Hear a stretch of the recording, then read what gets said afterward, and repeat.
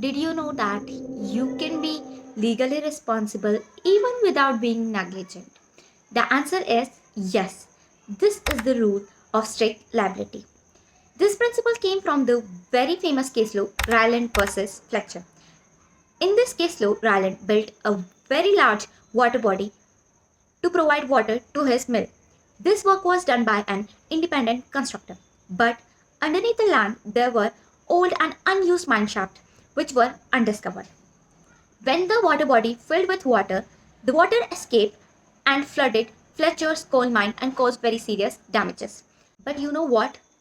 Ryland, without being negligent, held liable. The code says that if you bring something likely which cause harm if it escape and it actually escape and cause damage, then you will be liable, even without being negligent. This is strict liability. But there are few exceptions like act of court, the plaintiff, the wrongdoer, but the rule is so simple.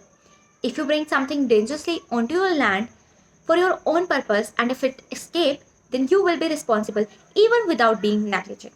So that's how the strict liability established in tort law. Thank you for watching. Hope you like it.